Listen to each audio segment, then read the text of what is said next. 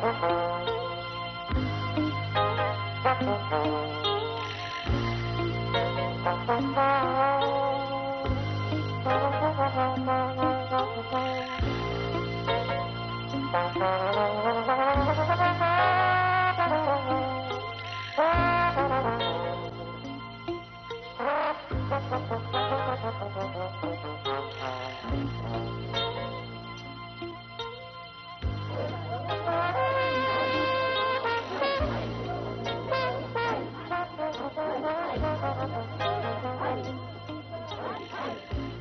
United Democratic Front was launched in August 1983 in Mitchell's Plain, Cape Town. The launch brought together 565 organizations representing workers, youth, students, women, and civics. I declare this rally open. The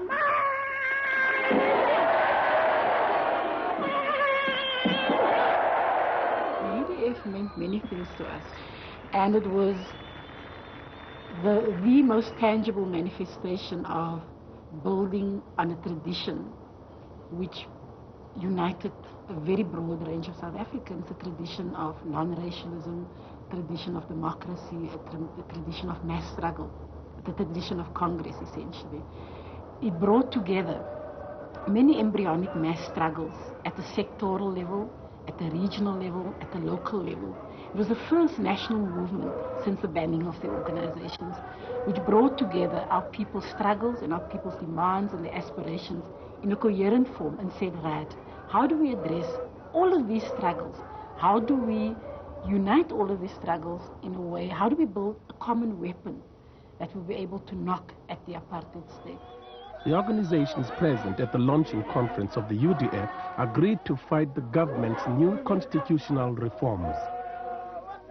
The regime, having realized that it could no longer continue to govern this country using the old ways, old methods, had begun to introduce reforms. It became necessary for us to oppose those reforms. The new constitutional reforms gave colors and Indians limited powers in a new tricameral parliament, with many in the oppressed communities seeing the reforms as turning the colors and Indians into junior partners in their own oppression. Demonstrations against tricameral elections were organized throughout the country. The police responded with brutal force.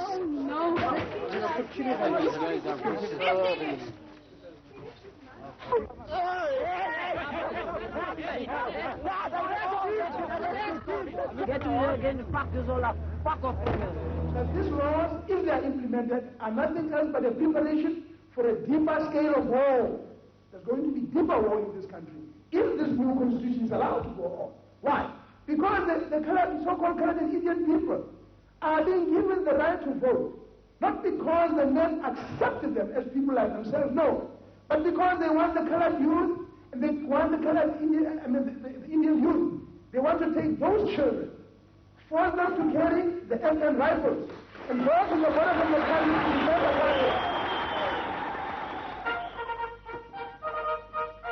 Despite the widespread rejection of the new constitution, it came into force in September 1984, and the new colored and Indian parliamentarians celebrated with the Botha government in Cape Town. For the excluded African majority, Botha had a plan.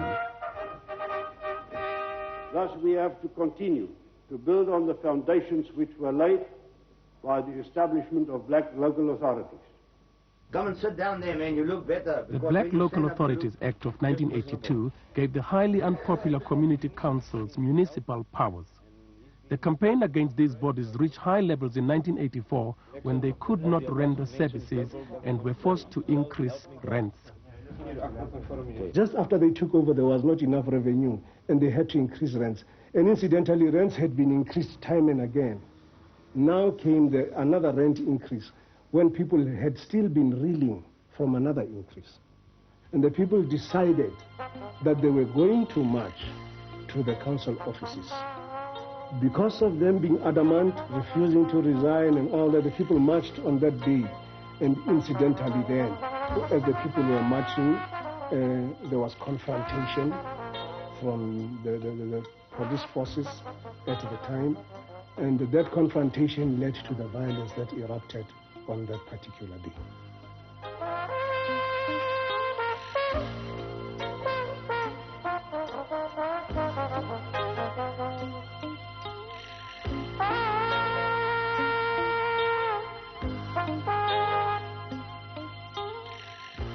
I'm not convinced that the rent increase is the real reason for the problems that we have here.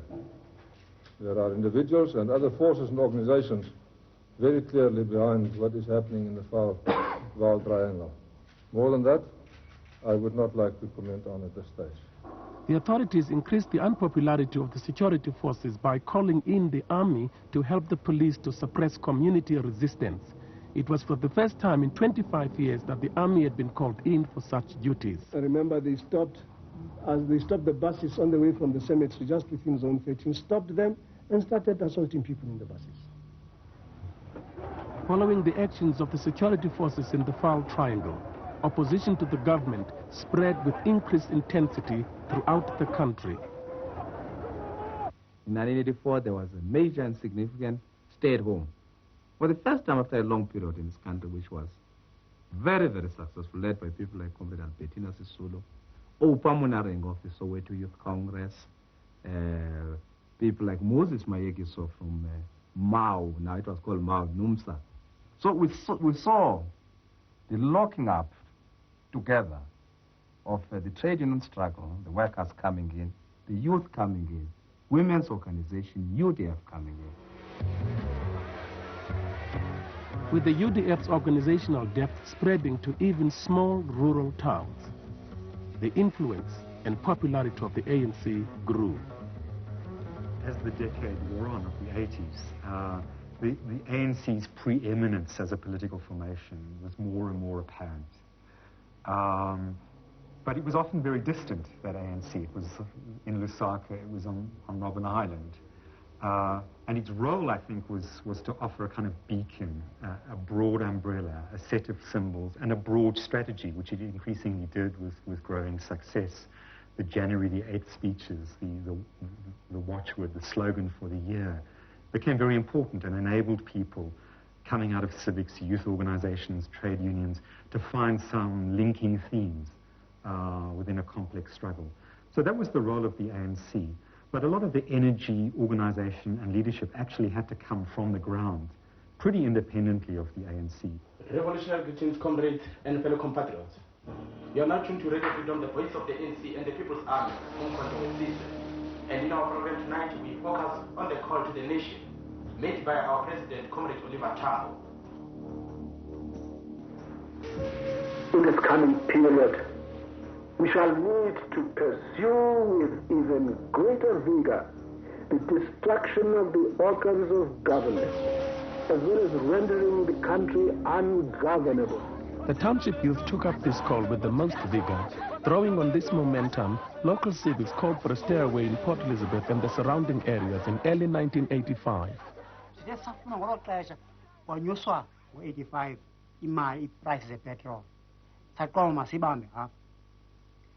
Challenge long use of the prices of petrol. Starting the 16th, the 17th, 18th March, you know, stay away, but Mangapangi. So organizer is I must carry 2 months to organize a strong we are Park March. Yaba successful on the local campaign.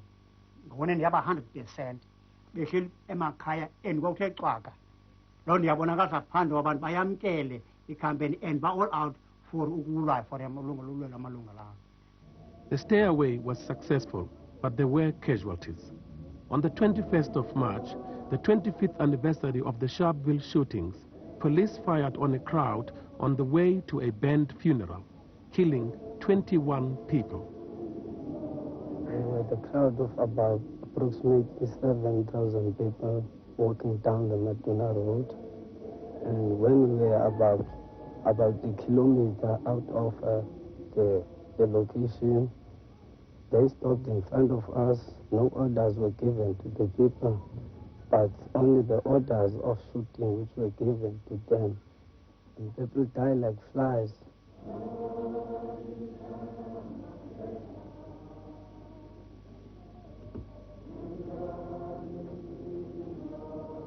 The revolt in the Eastern Cape reached a new level of intensity, and the Udnik massacre took on a national dimension.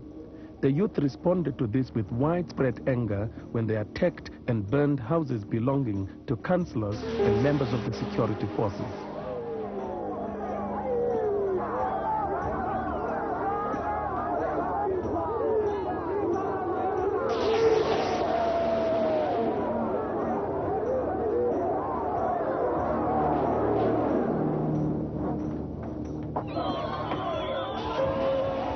With the country engulfed by the revolt, in the small Karoo town of Credo, school boycotts have been going on for some time. A strong civic organization had been built and led by popular school teacher Matthew Goniwe. In an attempt to disrupt anti-government activity, Goniwe and 3 of his comrades, Sparom Konto, Fort Kalata, and Stelom Hlauli, were murdered in June 1985. On the day of their funeral, the government declared a partial state of emergency. The government has, in terms of the Public Security Act, Act 3 of 1953, decided to proclaim a state of emergency in the following magisterial districts: Port Elizabeth, Albany, Udenake, Cradock, 36 districts, and the state of emergency will resolve nothing. It cannot resolve the problems of the country. No state of emergency is going to bring about peace unless, first of all, the doors of the prisons are open for the political prisoners, unless the exiled are allowed to come back. The country was indeed becoming ungovernable as a result of the actions of the people. When the regime imposed the state of emergency, that was the only last thing that they could do. Tried to use the state of emergency to unleash the most brutal terror against the people. They wanted to unleash terror against the children, terror against anybody who was young. And they did just that. In the Western Cape, though, we didn't have a state of emergency because then it was just the different magisterial districts where it was declared. And the Western Cape then felt that it was duty-bound to highlight the problems of the rest of the country.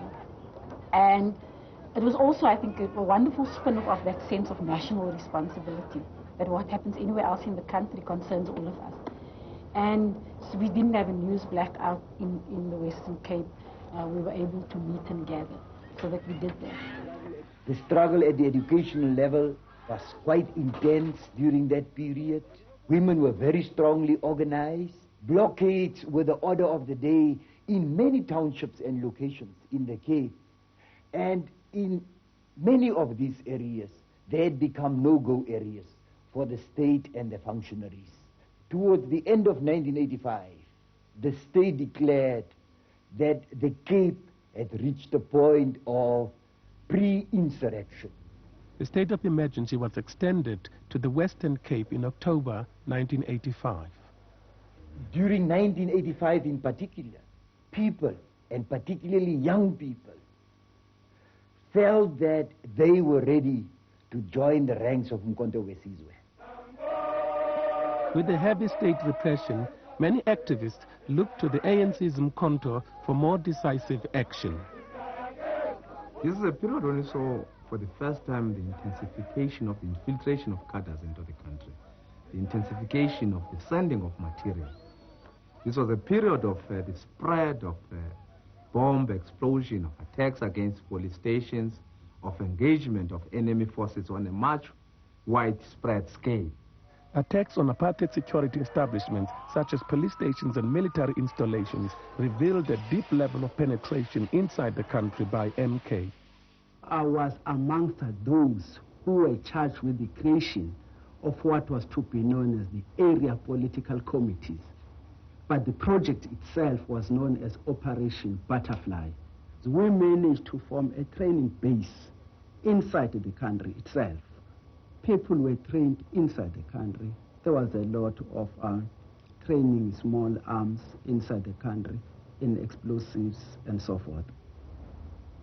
Besides the attacks on obvious symbols of apartheid, there were more controversial ones, such as the Amanzimtoti bomb blast that led to a loss of civilian life. Most of our operations were targeted at military establishments, at government institutions, at the police, etc. They were never targeted per se at civilians. Even the bomb blast at Toti was attributed to the fact of the regime having attacked in Lesotho, and most of the victims of that dastardly raid were innocent Basotho nationals, innocent people who had nothing to do with armed struggle, people who had nothing to do, were not enemies of this regime. The whole of South Africa is beginning to bleed.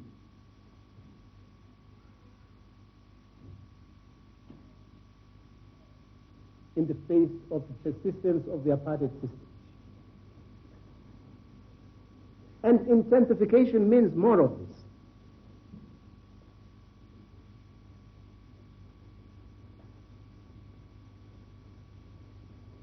And if I had been approached by an ANC unit to ask whether they should go and explode a bomb in the supermarket, I would have said, of course not. I would have said.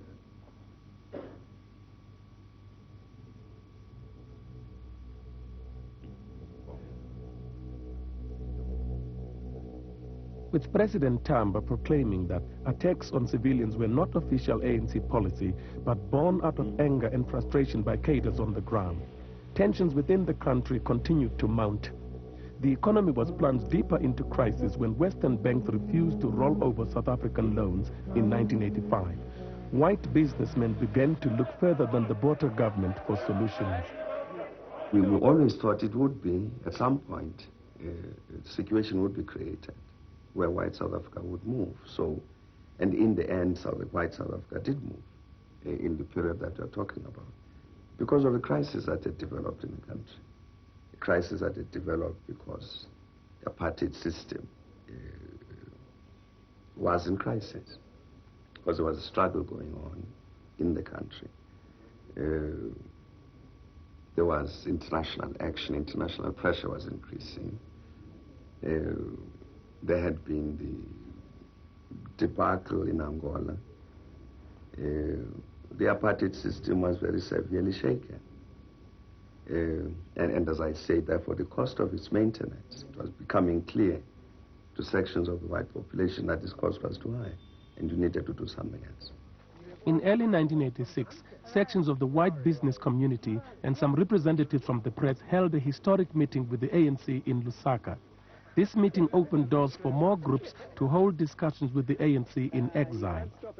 We admired the fact that this group of business and newspaper leaders decided to come to Lusaka, or shall I say Zambia, notwithstanding expressions of disapproval by P.W. Botha. We thought that this was a very important indication of their determination to know what the ANC is saying about that situation. We thought it was a recognition on their part that it's not really going to be possible to resolve the problems of South Africa without involving the ANC. With more and more groups looking towards the ANC for solutions to the South African problem, inside the country, the democratic movement was bolstered by the coming together of workers and their unions into one big federation, COSATU. COSATU was launched after 4 years of unity talks.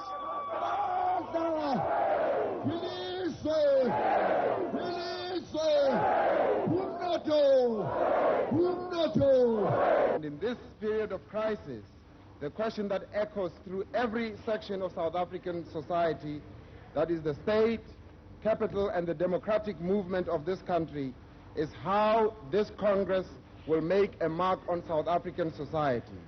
The struggle of workers on the shop floor cannot be separated from the wider political struggle for liberation in this country. A giant has risen, and this giant is going to confront all and sundry who seek and want to stand in its way. P.W. Botha You have failed in your duties because, therefore, release Nelson Politasa Mandela to be the state president of this country. Because of the position that COSATU had adopted at the launch, it became clear that COSATU has taken a direction that SACTU had taken also. So it was important that we plug into this alliance that was built by our predecessors. Thereafter, a decision was taken that we should go and meet the ANC and discuss their program, and we also try to explain what our program is and how do we expect to take this program forward. With COSATU mobilizing and bringing together workers and youth around events such as May Day rallies, in the communities, new forms of organizations such as street committees provided concrete alternatives to the former structures of apartheid rule, like the black local authorities and the South African police, becoming what was to be referred to as organs of people's power. It was felt by the ANC, by the people of South Africa, that we can't continue to have apartheid operating well, so we had to make it unworkable. And if you make it unworkable, then you have to replace it with organs of people's power. So that is why you had a situation where from uncapability we had to move to people's power. What the second half of the 1980s did was to bring home much more powerfully the idea of that liberation is not something that someone else, some authority structure somewhere else will do for you. That liberation had to mean self-liberation. Empowerment meant self-empowerment. That the people shall govern meant that. Not the people's representatives, but the people organized in townships, in workplaces, in classrooms, shall begin to govern. Now that happened unevenly. There were excesses in some places. But it was an enormous qualitative leap forward. Simple things like the building of parks by youths, side by side with petrol bombing the offices of the black local authority. So that on the one hand, you're destroying that symbol of apartheid, and on the other hand, you are building it. In a very practical way, it was a very important lesson for the people themselves who were involved in it, because we understood how important it was and how difficult it was to take a responsibility suddenly for building a nation. In some areas, for instance, in the area of education, we had successes and failures. We had successes in that we were able to build, for instance, the National Education Coordinating Committee. We had the policy units, put in place in some of the universities and so on to research the alternative to the current education structures. Education was in crisis in most black communities. The National Education Coordinating Committee, which began as a local initiative to deal with the crisis, held its second conference in Durban 1986. In yet another sector, the apartheid system was being forcefully challenged. The struggle for people's education can only finally be won when we have won the struggle for people's power. Therefore, gains we make in the education struggle depend on our organized strength, on the extent to which we establish the organs of people's power. They emerge also people's courts to deal with crimes committed against the people. They also emerged, you see, as you have correctly pointed out, the horrific form of punishment popularly known as the necklace.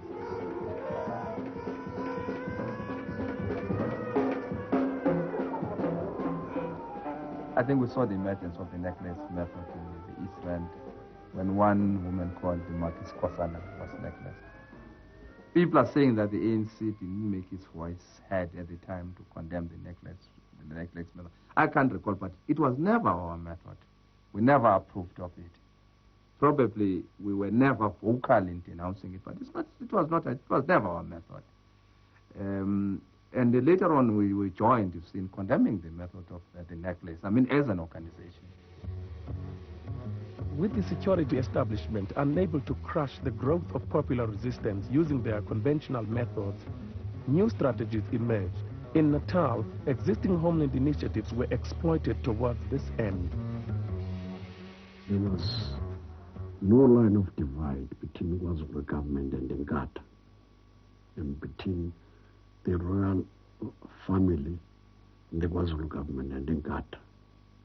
So that when the fighting started here, because it started not between UDF and Inkatha, it started with the students when they were being killed in 1983 at Ongwe. And then it went to Ambanat and Namakville when those people refused to be under KwaZulu. Then from there it developed, and Gaja then wanted a base. They wanted everyone to be a member of Inkatha. And then people refused to do that.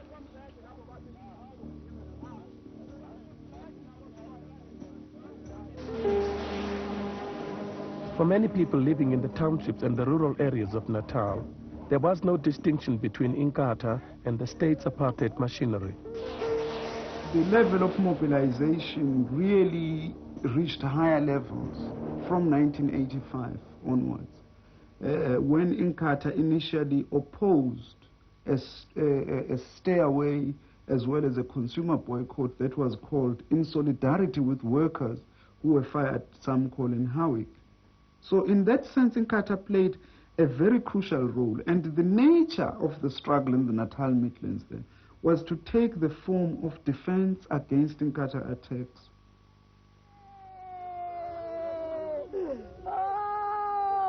I have always maintained that the struggle was not between UDF and Inkatha, nor is it between the ANC and Inkatha. The struggle is between the people and apartheid. It was not only Inkatha. There were killings in the Transvaal, particularly in Gwandebele, in Bogotso. Killings in Eastern Cape, Africa. And you find in the Free State there the Eagles. In Johannesburg there the Vigilantes. It was these urban councillors.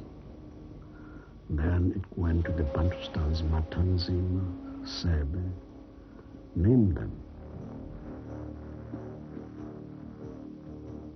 And there were killings in Cape Town, Beddock.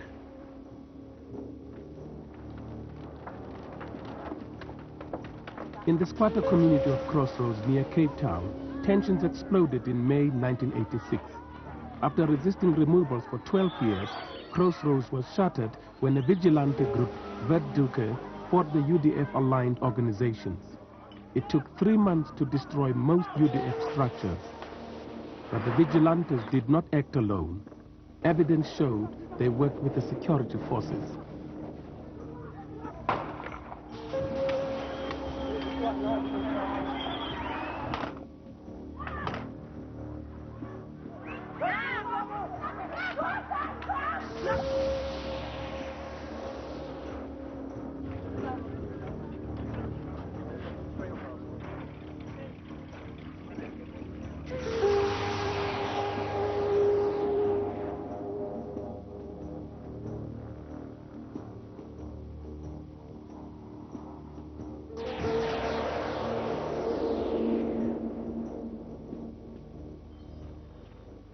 The vigilantes today who are the criminals of our country. But they are doing it for a pay. So the criminal are still there, using agents. The system is criminal. It uses agents. We must destroy the system. And then the vigilantes and the criminals, the agents, will go.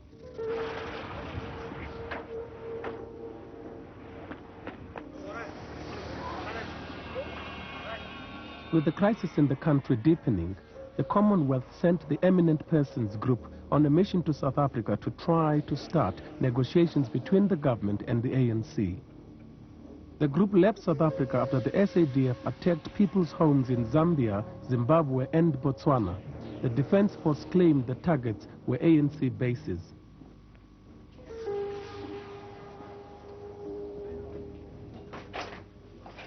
What is this?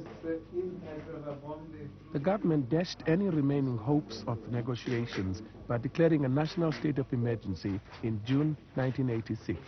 The announcement of the state of emergency was done shortly before 12 this morning. This afternoon at 5:20, the state president informed the joint sitting of Parliament. President Botha quoted extensively from documents of the South African Communist Party and the ANC, which clearly set out the aims of radical groups to spread violence throughout the country. The state president said that in the most recent documents of the ANC, it was stated that June the 16th should be used as, and I quote, the mightiest demonstration yet of our people's resolve to bring the ruling classes to its knees, unquote. The measures published today give wide powers to the security forces. They are empowered to enter premises without a warrant and take steps they deem necessary for the maintenance of public order or safety. A ban has been placed on the taking of unrest pictures and, among other things, on sound recordings of riots, strikes or boycotts without the permission of a commissioned police officer. The same ban applies to coverage of the conduct of any member of the security forces. Any member of the forces with the rank of non-commissioned officer or above may instruct anyone he suspects is endangering life or property to stop or remove himself. The state of emergency of 1986 was the severest our people have ever experienced throughout this entire history of our struggle. I and other comrades who survived that were underground for the whole duration of 3 years, from 86 to 89. So the leadership was actually removed from the ground in the membership.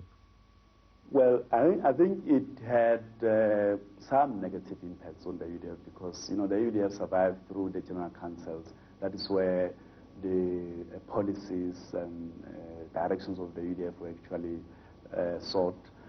And in that situation, you couldn't have a general council. You couldn't have an open big meeting where you can get mandates and so on. I think whilst we can say that it was harmful in a way, but it made people to have high morale. A few weeks after the state of emergency was declared, government representatives began to speak to jailed ANC leader Nelson Mandela in Pollsmoor prison. In July 1986, I saw Minister Kobe Kutsie, who was in charge of the prisons. And I asked him to arrange a meeting between myself and President P.W. Botha. That is how it started.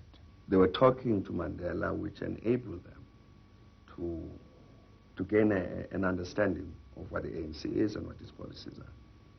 But also what Nelson Mandela was doing was to say to them, you can't negotiate with myself in prison and other prisoners.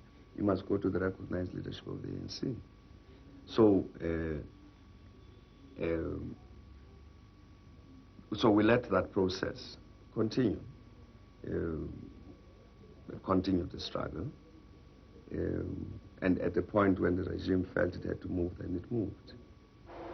With thousands of community leaders and activists detained under emergency legislation, COSATU came to the forefront of the struggle in 1987. Many of COSATU's affiliates challenged the state and bosses in historic strikes. In the railway sector, workers defied the law by going on strike in protest against, among other things, the railway racial policies. During the railway workers' strike, COSATU called for a 2-day stay away to protest the whites-only elections. We were saying South Africa can only become stable and peaceful when everyone was given the right to vote, irrespective of color, sex, or political affiliation.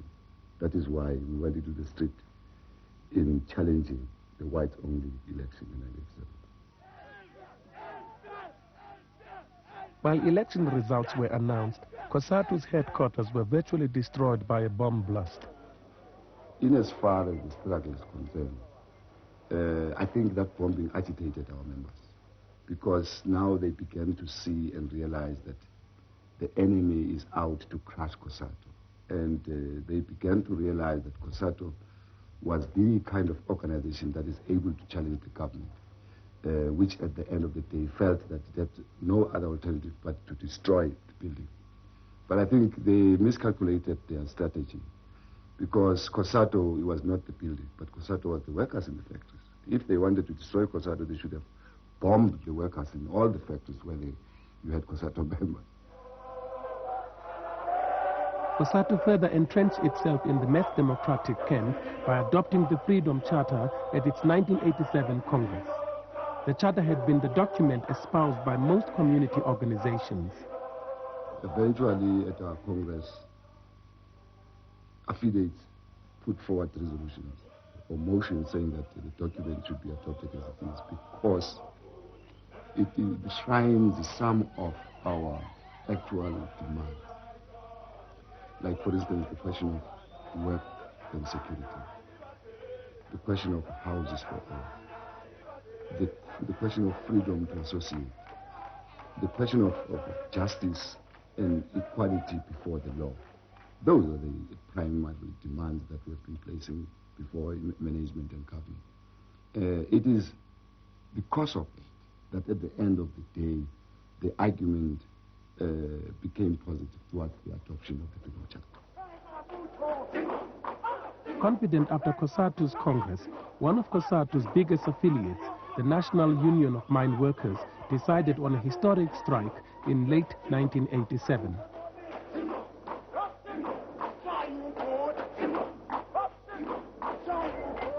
The strike by over 340,000 mine workers ends this evening officially. The strike has lasted, as we all know, for 21 days. It was the most protracted strike in the industry since the strike of mine workers in 1946, which was led by the African Mine Workers Union. While the strike did not win us all the demands we had, it has been an important organizational victory and has laid down the foundations for more significant gains in 1988.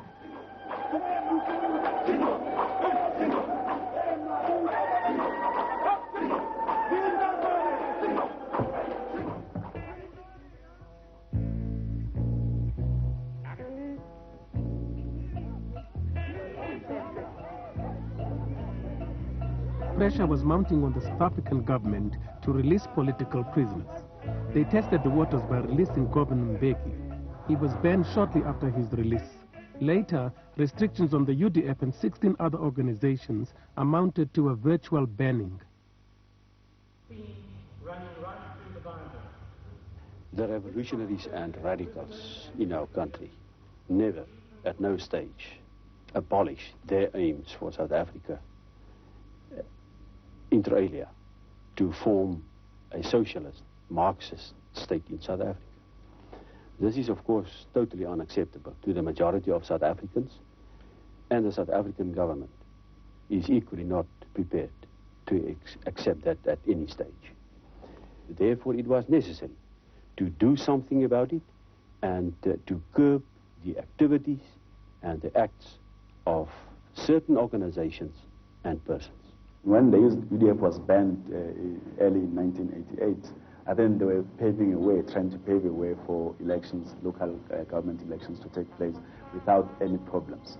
And the results of the elections later in October of that year were that very few people actually went to the polls. It was the underground manner in which the UDF was operating that those elections became a failure. In Soweto, everywhere, I think people didn't go to the polls. They were not intimidated, but it was because of the organization that was built even before that. And the messages, I mean, the UDF had to print many pamphlets, sneak them into the townships, you know, speak to people, small groups and so on.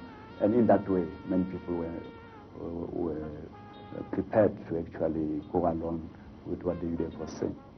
France Kori, 100. Mandla Masibuko, 248. Percentage poll, 2.5%. 4 spoiled ballot papers. International support for the ANC reached a climax in 1988. Anti-apartheid groups throughout the world organized celebrations to mark the 70th birthday of the ANC leader, Nelson Mandela.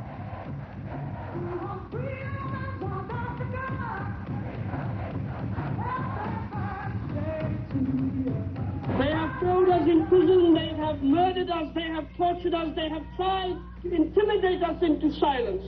And they thought that you would forget. You have come to say today that you did not forget and that you are still with us in this battle, and we thank you for that. I was talking with Nelson Mandela's lawyer yesterday. We did an interview together.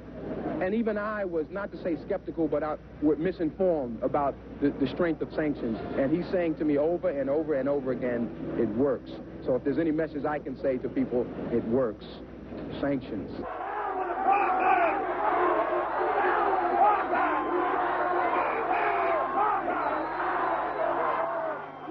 In the United States, the African-American lobby became one of the most effective in the campaign for sanctions and disinvestment.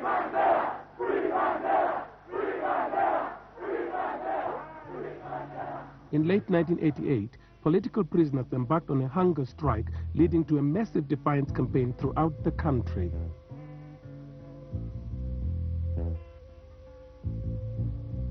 Because of the effectiveness of the hunger strike, or the threat of the hunger strike, people then decided to embark on a campaign of defying apartheid laws and security legislation and so on.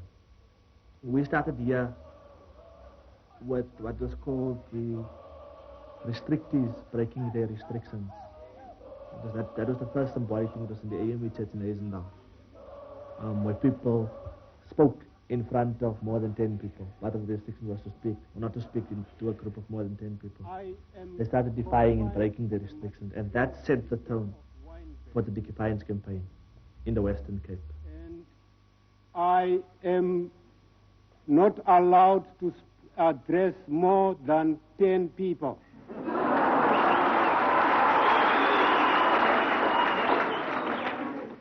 I'm not supposed to attend any gathering whatsoever. But today, because I know that I'm the one who is oppressed, and that is why I dedicated myself to be in the struggle, to want to free myself from the bondages. So nobody else can free me except me standing up and freeing myself from the bondages. The areas that were targeted were hospitals, health institutions where there was discrimination, and people actually, patients went to those hospitals, people who were sick and people who were not so sick actually went there. And then the transport as well, particularly in Pretoria where, apartheid was still very, very, very strong. People actually defied and got into white buses.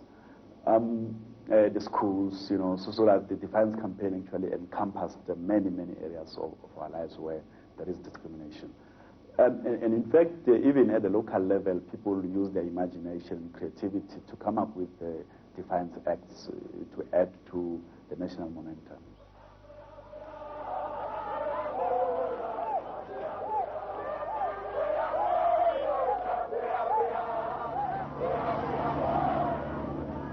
We are able to select campaigns which will strike a very deep moral chord in our society, in fact, across the spectrum, whether you're black or white, in business or not in business. The fact that we could choose those campaigns like the hospital campaigns, and you had people coming out and actually saying that they support the campaign, even within the business community, etc., that put pressure on the government, and that then prescribed the way, it determined the way in which even the authorities will react to those kinds of campaigns. With the Nationalist Party government now deeply in crisis, FW de Klerk took over power from the ailing PW Botha. Soon after coming into power, de Klerk opened up the political terrain, and the defiance campaign reached its peak when, for the first time in many years, marches were organized in city centers.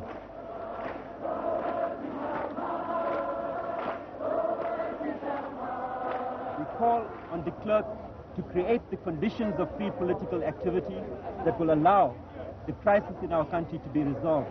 He has to unban the ANC. He has to release Nelson Mandela and all political prisoners. He has to end repression and sit down around the table and negotiate with our genuine and legitimate leaders the future of our country. The people's demands were partially met when 6 Rivonia trialists and a number of other political prisoners were released in 1989.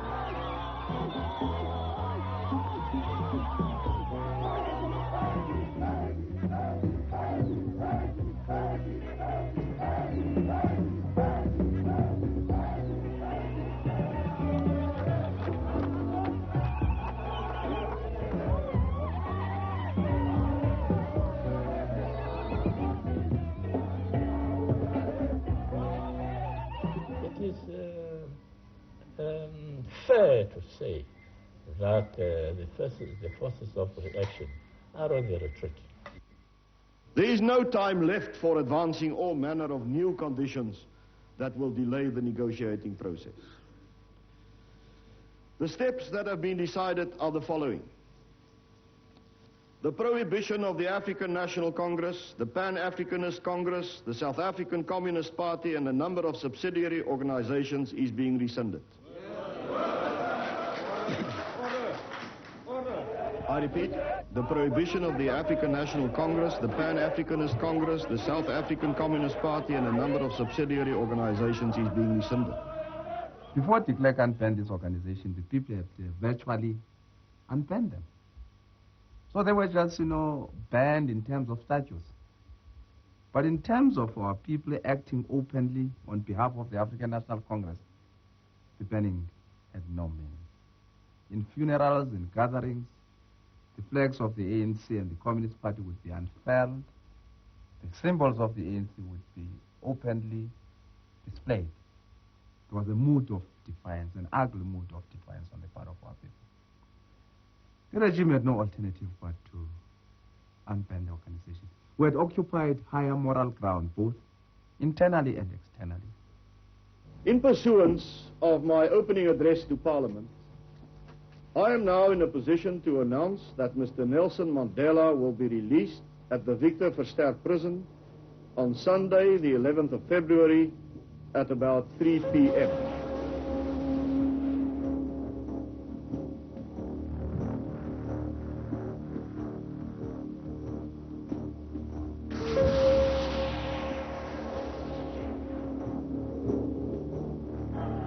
I stand here before you not as a prophet, but as a humble servant of you, the people. The following morning, I had a press conference. Frankly, I didn't know what a press conference meant. And when I saw that crowd, I must have confessed that I didn't have the courage, the confidence, to speak to them. So all these things, rather took me by surprise. I never even thought about it. I never imagined that there would be such crowds, to welcome me. But nevertheless, I was happy to be free.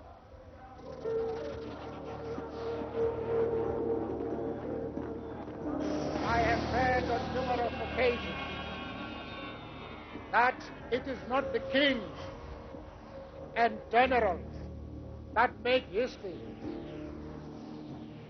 but the masses of the people. I have always believed in this, but not to the extent to which I now believe that basic principle.